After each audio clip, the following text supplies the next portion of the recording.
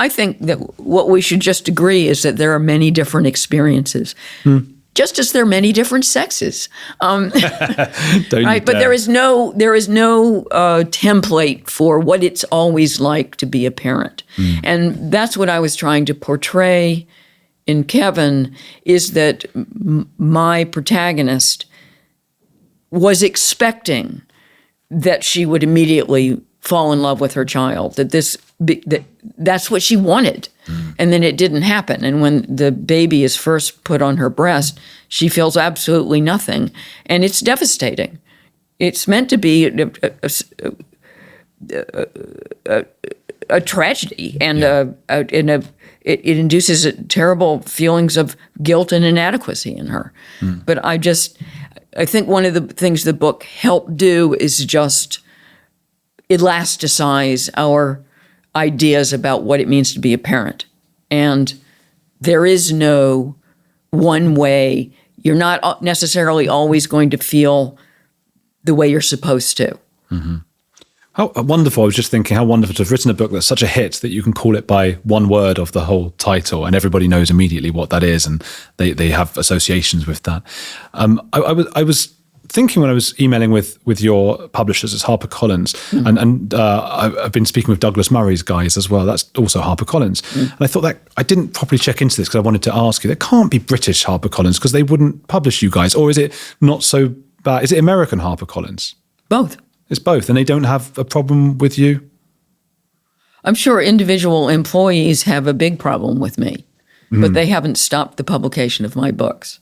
And HarperCollins has a, I think, well-earned reputation of the big five of publishing a wide range of viewpoints. Right. And that's in nonfiction as well.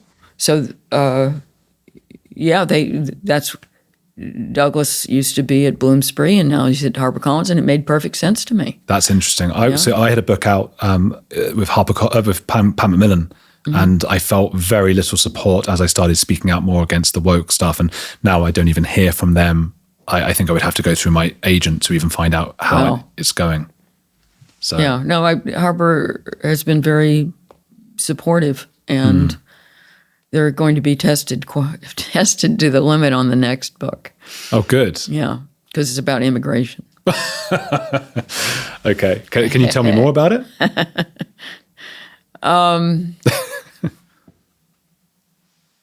It's set in New York during the migrant crisis, this most recent surge of migrants, many of whom were bused from Texas by the governor up to New York during the whole de facto open border period of the Biden presidency. And the whole idea of the book came from a speech that Mayor Eric Adams made in 2023, in which he announced that he was going to ask local New Yorkers to start taking in migrants in their own home. He was going to pay them. And then that program never went anywhere. He never said it again, and it didn't happen. But it gave me an idea. So in my parallel universe, the program goes ahead, and this family takes in one migrant to start with. The rest is history. That is, you'll have to wait until it comes out. Oh. But there is very little fiction that portrays the immigrant experience, first of all, at all from the host country's perspective, right? It's always from the immigrant's perspective.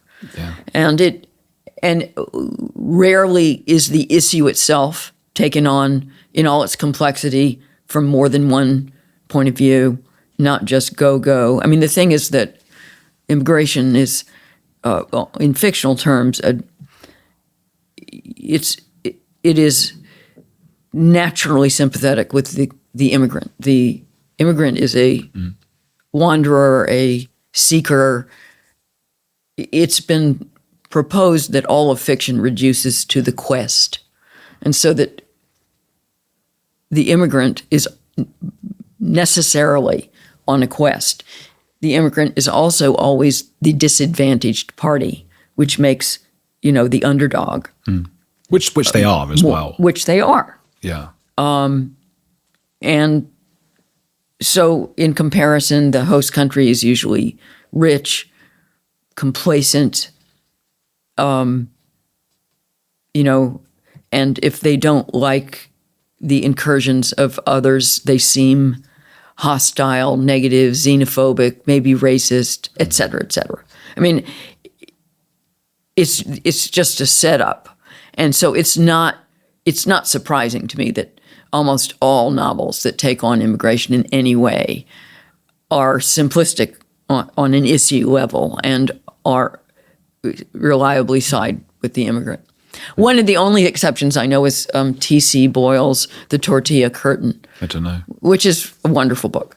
Interesting. Yeah. Yeah, that's it's something that we hear a lot from the celebrity class, bring in more refugees all the time. And then a common retort is, well, can they come and live at your house? Exactly. So you can see why. I mean, the title of the book is A Better Life. I suppose they could make the argument, the pro bring the refugees people that you made with regards to having children, which is, well, not in my life. I don't really want the refugees here, but I think it would be better for society were they peppered throughout our country. Right. I mean, the main advocates of open borders are the people who don't live with consequences. That's true. Yeah.